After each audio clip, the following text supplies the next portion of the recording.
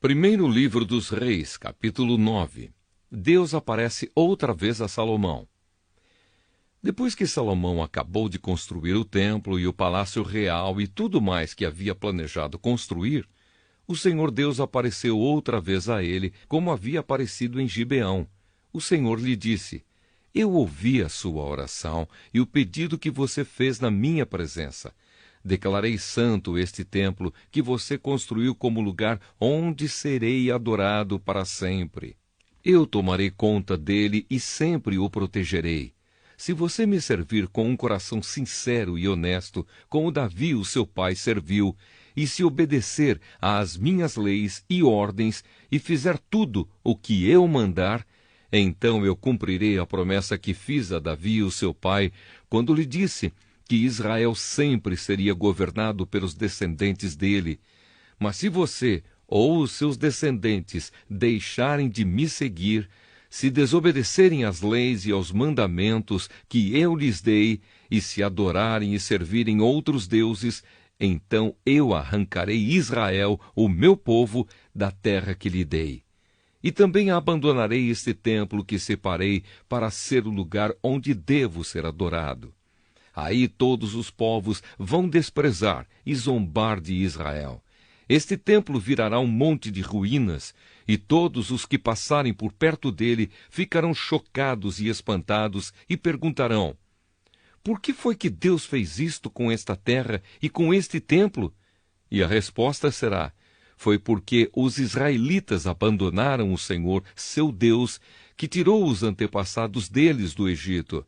Eles seguiram outros deuses e os adoraram e os serviram. Foi por isso que o Senhor fez com que toda esta desgraça caísse sobre eles.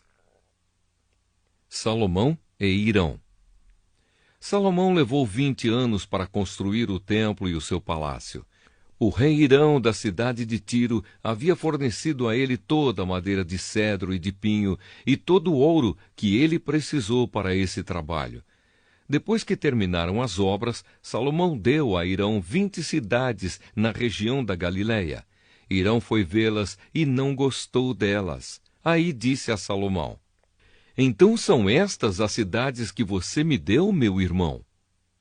Por isso aquela região é chamada até hoje de Cabul. Hirão havia mandado para Salomão mais de 4.000 quilos de ouro. Outros trabalhos e construções de Salomão.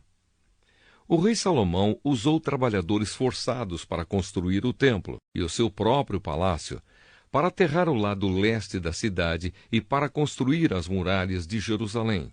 Também usou esses trabalhadores para reconstruir as cidades de Azor, Megido e Gézer. Faraó, rei do Egito, havia atacado e conquistado a cidade de Gézer, matando os seus moradores, que eram cananeus, e pondo fogo na cidade. Depois, o rei do Egito tinha dado Gézer como presente de casamento à sua filha, quando ela casou com Salomão.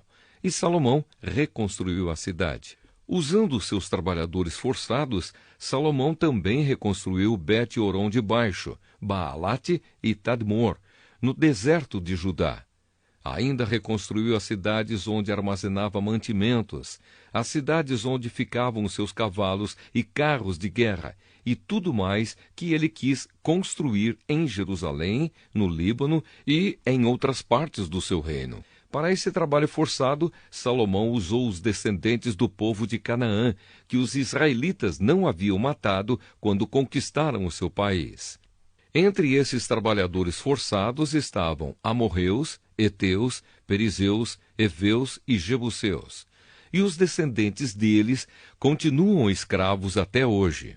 Nenhum israelita foi obrigado a trabalhar como escravo. Os israelitas serviram como soldados, oficiais, comandantes, capitães de carros de guerra e cavaleiros. 550 oficiais estavam encarregados dos trabalhadores forçados, que eram usados nas várias construções de Salomão. Salomão aterrou o lado leste da cidade, depois que a sua esposa, a filha do rei do Egito, se mudou da cidade de Davi para o palácio que Salomão havia construído para ela. 3 vezes por ano Salomão oferecia sacrifícios a serem queimados e ofertas de paz no altar que ele havia construído para Deus, o Senhor. Ele também queimava incenso ao Senhor. E assim Salomão terminou a construção do templo. O rei Salomão também construiu uma frota de navios em Ezion-Geber, que fica perto de Elate, no Golfo de Acaba, no país de Edom. O rei Hirão mandou alguns marinheiros competentes da sua frota de navios para navegarem junto com os homens de Salomão. Eles foram até a terra de Ofir e trouxeram para Salomão mais de 14.000 quilos de ouro.